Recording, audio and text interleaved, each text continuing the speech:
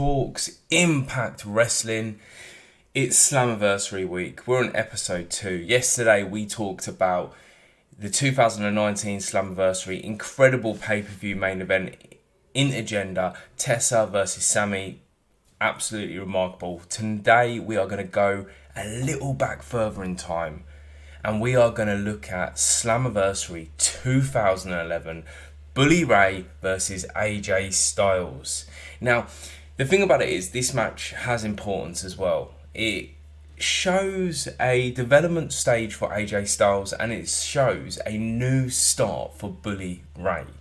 Now, everybody knows Bully Ray as the stuttering idiot from ECW, the Dudley Boys, or they know him as the guy that did the 3D with flipping Devon Dudley from WWE and all the amazing table, ladders and chairs matches they had with Edge and Christian and the Hardy Boys.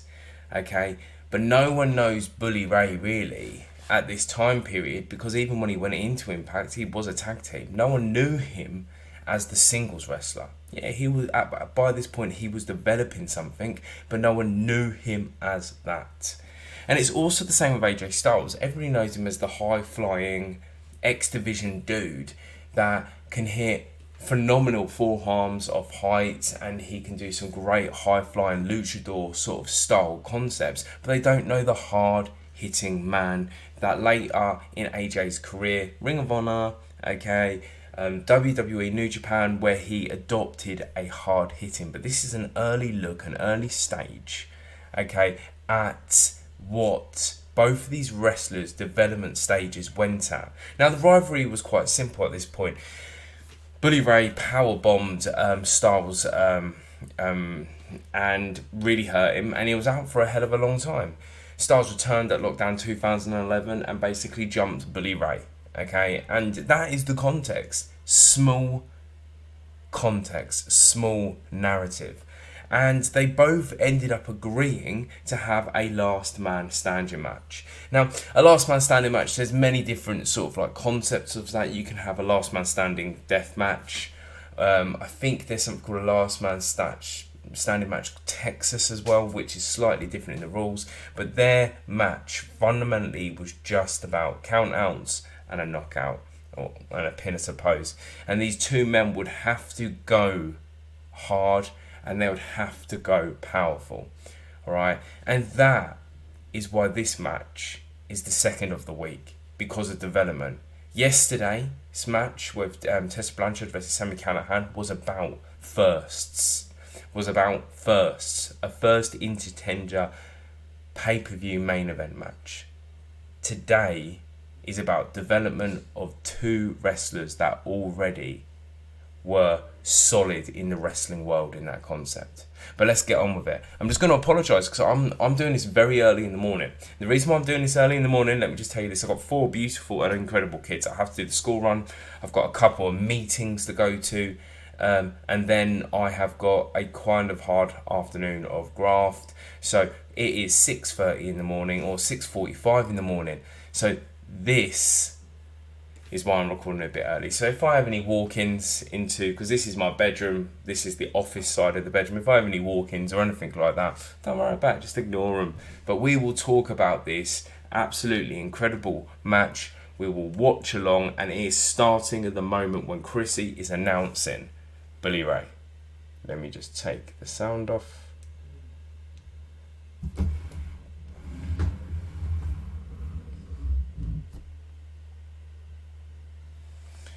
So the beautiful and the amazing announcer Chrissy, she is announcing Bully Ray coming in the ring, and this is fundamentally Bully Ray before we see him in things like Ace and Eights and stuff like this. So it is a pure development concept. I think it's something like 6 months, right? He's into a kind of single run.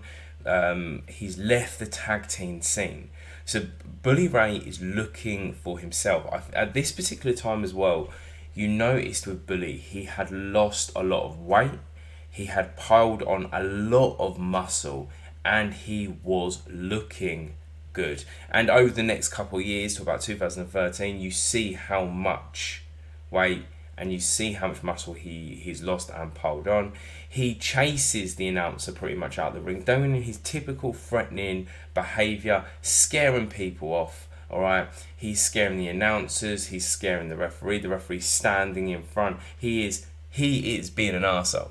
And we love this. This is the thing. There's a great story that I once heard Bully Ray say. I've said it on the podcast a few times, where Bully said he went to Vince McMahon with this singles run idea where he wanted to come in and be the biggest arsehole in the world, be the biggest bully in the world, be the biggest, nastiest git in the business.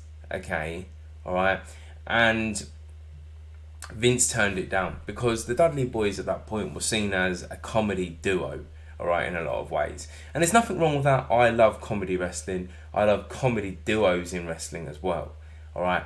But Bully Ray didn't feel like he could be himself at this point. This is when we start seeing the development of Bully Ray. AJ has come in this beautifully white gear, and it's kind of weird because this I don't really get the point of walking in the trousers that he's specifically walking into, because he sort of rips them off in about 10 seconds of what we're watching. We see Bully staring down AJ, staring him down, staring into his soul, thinking, I want to rip this apart. But the thing about it is, this is the great thing about this match, is we have never really up to this point see AJ infuriated, like to the point of boiling over, infuriated, and he's staring at Bully Ray like he is going to murk him. Alright, and Bully Ray just stands there because he's from Queens, man. He's from Queens, New York. He's a hard man. He's a legit hard man. Bully Ray rips off his hat, and do you know what? He's got that awful mohawk at this particular time, and it wasn't a good mohawk, man. Love Bully to pieces, but that wasn't a great mohawk at all. But Bully is staring at AJ, staring into his soul. AJ is mouthing him off like hell. Bully knows exactly what he's doing. He's an intimidator. He's an enforcer. He gets what to do in this sense.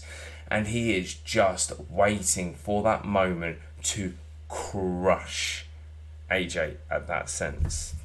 And this is why this match is such a high standard. Because of the storytelling in the ring. Yeah, man, you're all thinking, Adam, all you do is talk about storytelling. Bully runs straight in, AJ smacks him, he's just cracking him about. AJ is legit just kicking the shite out of him, alright? We are seeing some nice little kicks, we are seeing Bully getting smacked about, alright? And it's cracking stuff. It's them knees to the stomach that get me all the time. I know people are going to say it's fake, blah, blah, blah, but them knees to the stomach. Looks like if that hits nasty, it's going to hit nasty. And do you know what I love about Bully? I love how he sells. He's got this great concept of selling, and he's sold here. He's hanging onto the ropes. AJ is getting the crowd wild, alright? AJ goes in for another smack there. Oh, mate. I always wanted, by the way, in 2011 when I was watching this, the first time I ever watched this, I always wanted Bully Ray shorts. Okay, I just thought that was absolutely awesome. It's sort of like I was a bit of a skater kid as well, so it would have worked perfectly. AJ tries to get Bully outside of the ring. Alright, tries to put him over with a lariat. AJ goes off the rope. Bully runs straight in with a massive lariat and literally levers him to the floor. And this is the difference between being a heavyweight and being a cruiserweight. The power difference. So look, Bully went from something like, I think Taz says in this, something like 400 pounds down to, I don't know, what, 300, I'm not sure. But that's the difference. When you have that weight behind you, when you have that mass man strength behind you, you're gonna go down with a lariat. We see it all the time in pro wrestling. And AJ, again, this is what I'm saying. This match is different. This is a brawling match. We never really see this from AJ.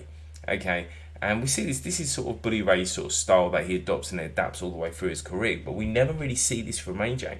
He's literally going for punches, kicks. Alright, anything just to take Bully Ray down. Bully Ray does that typical heel thing where he gets a moment and he just whacks in a cheeky little elbow into AJ's head. And this is the bit that I loved about this match. So when I was thinking about matches, and why this match came to my head straight away was one reason. There's this incredibly interesting moment where AJ absolutely headbutts Bully. And he just does it, mate. He just goes, boom, gives him a lovely nut, mate, to the noodle. And we see then a phenomenal forearm.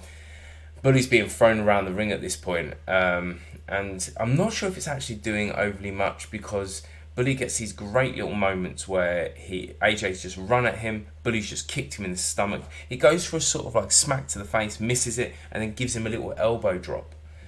But as I said a second ago, it's the aggressiveness here that's impressive.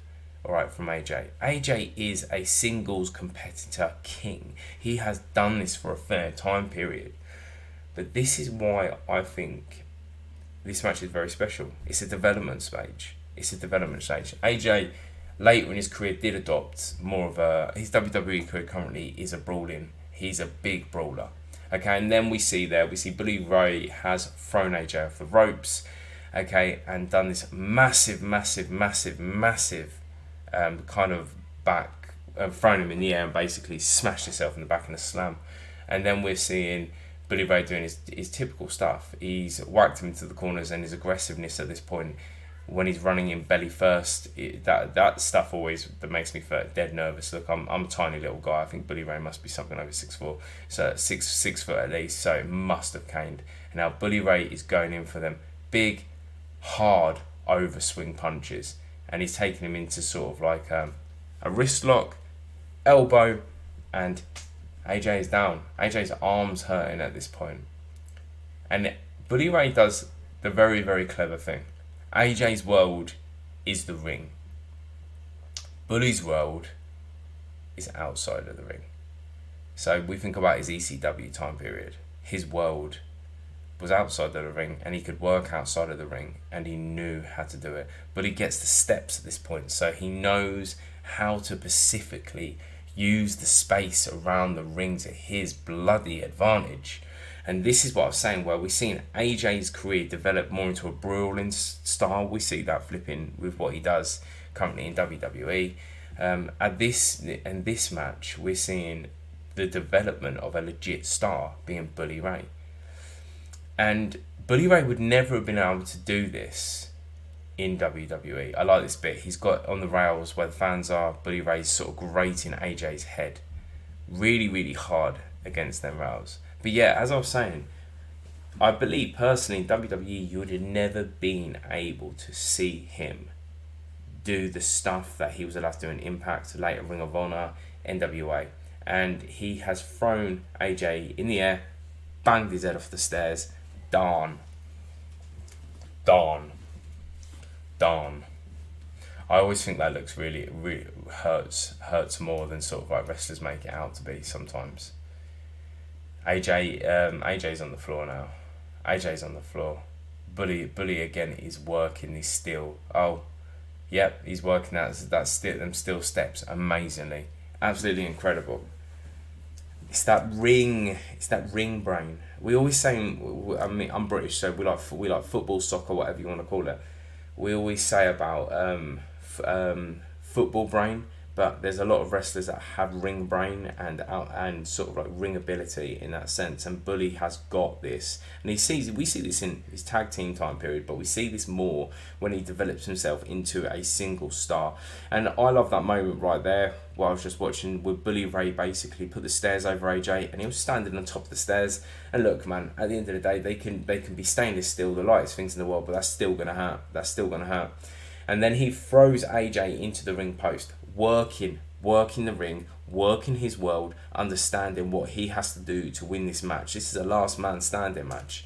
This isn't no joke match. This is a hardcore match fundamentally. This is an extreme match. This is not a match for the faint-hearted. This isn't a match for the pussy holes. This is the match for the men.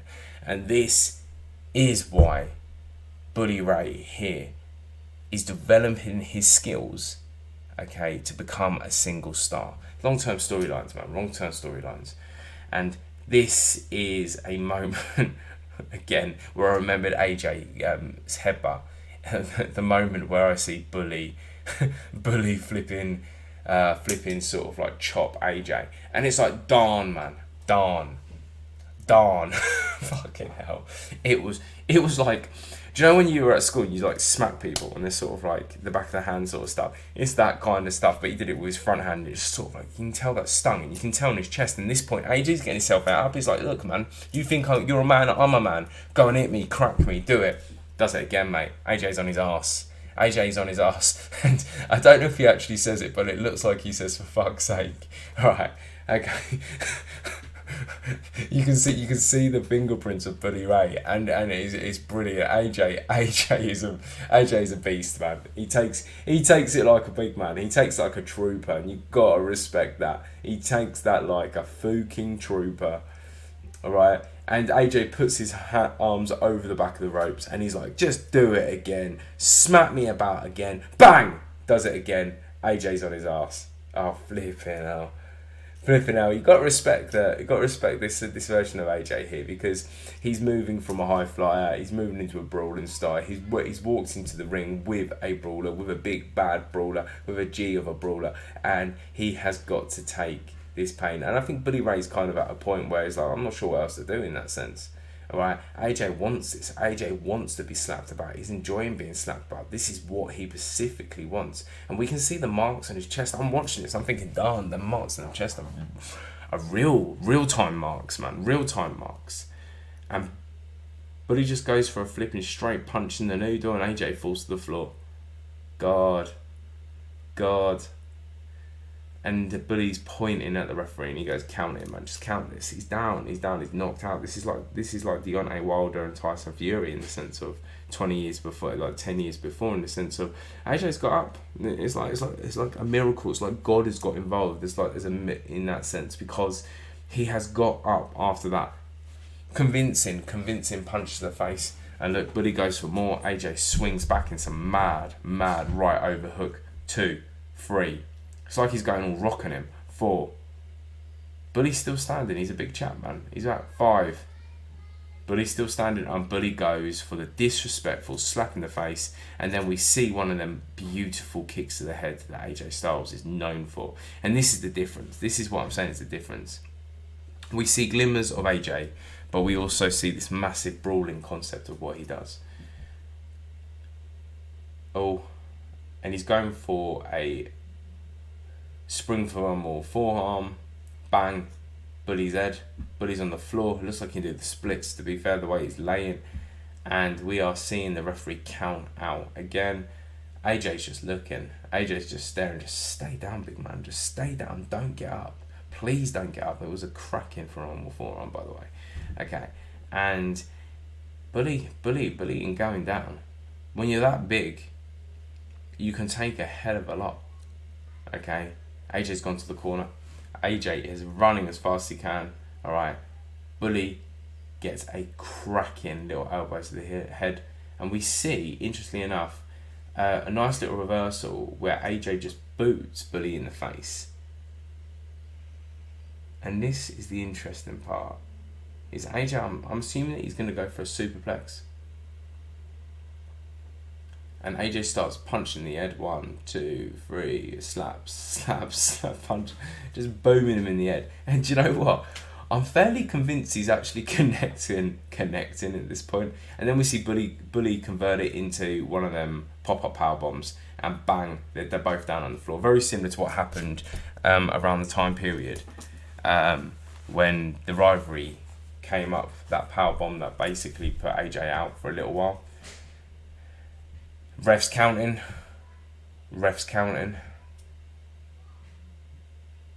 Oh, that was such a nice powerbomb. To be fair, that flipping kick in the noodle was good as well. I'm just looking on the sort of like the replay.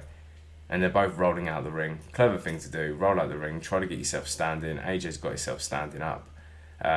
Bully has grabbed his chain. He has grabbed his chain here, and he moves AJ over to where the ring post is, goes to whack with that chain. The chain racks round. You can see Bully actually catches his hand here as well.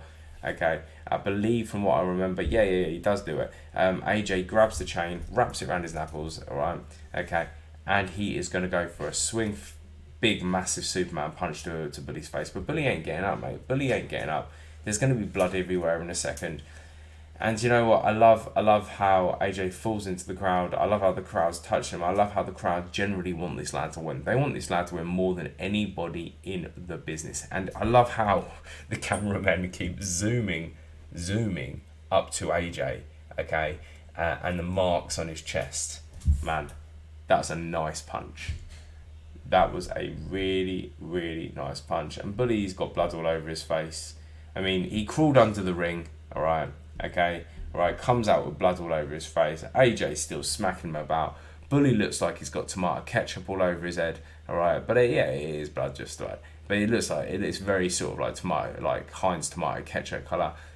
There's a guy in the crowd that's pretty much dressed like Hollywood Hogan, random, but it's sort of like, but AJ's doing that thing where he's sort of like winding up the crowd, bringing him round the ring, smacking him at every corner, getting the crowd moving again. He's just rolled him back in the ring. AJ's taking his time here, which I think is the mistake for AJ. AJ should have just rushed in, tried to finish this match as fast as possible, and we see a beautiful 450. A beautiful springboard 450 onto Bully Ray. And I'm not sure if AJ's actually hurt himself more than Bully Ray did, because Bully Ray sort of like kind of just laid there. AJ's like racking at his ribs now. But Bully Ray ain't down. As I said to you, this is a great match because this is the development of what we see as the Bully Ray being the leader of the Aces and Eights. I think personally on a ladder foot concept. This is what you see the Bully Ray that is currently in Impact Wrestling. This is the Bully Ray that you see in NWA Wrestling or Ring of Honor. This is the guy that we fundamentally probably prefer than Bubba Ray. Alright, AJ picks him up, lobs him out of the ring, and you got to give it to him. That flipping stack strength there was fucking madness. And Bully's sort of like pulling himself up. Bully is pulling himself up here. AJ goes for another sort of like, he goes for a crossbody outside of the ring. Alright, Bully's still down. It looks like Bully's dead, in all fairness, in a lot of ways because of the blood in his face and how red it is. But Bully in. Don't ever expect Bully Ray to look like he is down when he is not down. AJ should have finished this in the ring. He took too much time. Bully Ray is about to sort of like progress. He's reversing sort of like, I think AJ was going to go for some sort of power driver. He reversed it, picked him up, smashed him on the side of the apron, and now AJ's down. AJ took too much time. This is the thing. AJ took too much time. AJ here in the singles competitor element is the veteran. Okay? He should have known how to play the bloody game a lot more. Alright? But he took too much time because Bully Ray is generally a hard man. Alright? He is generally a gangster. He is rough to the end. He has taken chairs to the head 1 billion times. Alright? Taking a small little chain and gonna do jack shiznick. Alright? Now they're on top of the entrance stage. And Bully's sort of like looking at the space. What am I going to do to him? Can I powerbomb him? I'm going to lob him off. He's trying to work out what to do next. Again, ring knowledge, brain knowledge, wrestling knowledge. He was drawing him up to give him a powerbomb. Okay, doesn't quite get the powerbomb. AJ reverses it, kick to the head. And this is a bit of an amusing bit. There's a second kick to the head a bit. Bully sort of like working out how he can fall down at this point. Alright, and I think this is sort of like one of the things. And we see a soccer kick, a football kick to the ribs of Bully. Bully gets himself up. He is walking down that side little passage of the stage. And this bit here is so impressive. Just from the concept of how far AJ absolutely bloody jumped. It's a running jump, it's got to be about 4 meters, and the height is insane. The height is insane what he does. Bully set himself up. AJ has walked right to the back of the stage. Okay, Bully set himself up for this, and in the sort of height and the speed, he only just makes Bully, gets a phenomenal forearm in. Okay, and basically hits him. But the impressiveness was that jump. It was so impressive. And look, I mean, it's re-shown it again, and you don't realise how far it is. And I think even sort of Styles here at this point realises that might be a little bit further than I thought it actually was. And fair enough, he did think it was that far, but he made it look good, and that's why he is known as the phenomenal AJ Styles. He makes things look good. He's the original finesser in that sense. I mean, you look at people like Chris Bay and guys like that have this kind of style. Alright, AJ was the original concept in the Impact world. Ace Austin, very similar as well. The Rascals are very similar as well. Took that as well. So AJ goes straight to the scaffolding.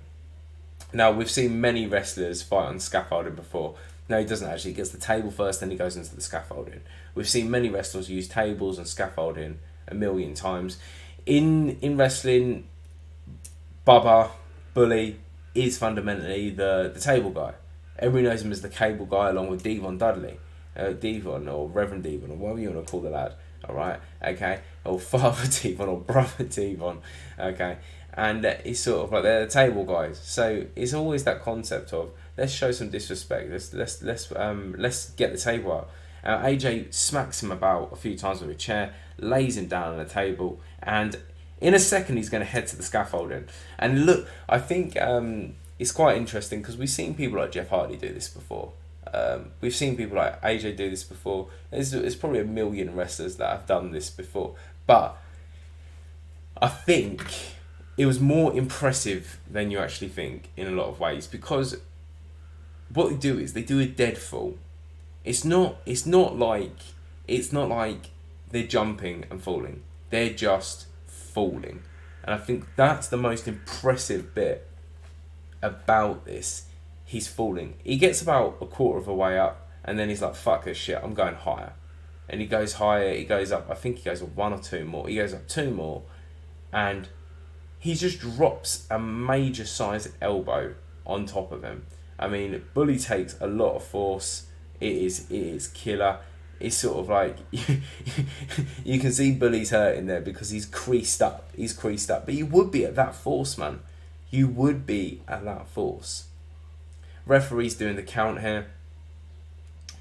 The referee's counting away. I think this actually hurt AJ more than it did Bully. Bully Ray is one hell of a competitor, one hell of a beast mode wrestler, and he is legit. He is legit. And I hold this as sort of like a guy that's obsessed with Impact TNA, that this match was the beginning of the development of Bully becoming Impact Champion. I mean, this is my perspective, because we see Bully do something incredible. This bit I love. Bully does this cheeky kick up the arse to AJ here, and he goes actually through the stage, alright? And Bully, the referee's still counting, by the way, at this point. The referee is counting away. I believe, I'm trying to look at his fingers, he's on a 9, and Bully Ray will get up. Bully Ray will get up, or he's on an 8, and this is 10. Bully Ray wins the match. Bully Ray wins the match, even if that is just a win. Just a win. Now, so some people might be like, why did you pick this match? You could have picked other matches or whatever. The reason why I picked this match is development of wrestlers is a really, really important thing. Narrative of wrestlers is a really, really important thing. And what we saw here was Bully at the start of a great singles run. And before that, he fundamentally only wrestled as a tag wrestler. Okay? Right. That's first point. Second point is we saw AJ's style develop here as well. He went from just being a high flyer that did his like cheeky little kicks and stuff like that to being a brawler. AJ legit brawled here, and we see him doing that later in his career a hell of a lot more. It's like Stone Cold Austin said once, didn't he, in an interview, when he got to a point of his life where his knees couldn't quite do what they could do back in the day, he actually fundamentally had to adopt a brawling style. And we saw that AJ had more to him than just being a lucha-based wrestler. But listen, this is day 2, okay, of the Slammiversary series of my favourite moments and matches. Please tune in to day 3. We're going to have another great one. Thank you very much, guys.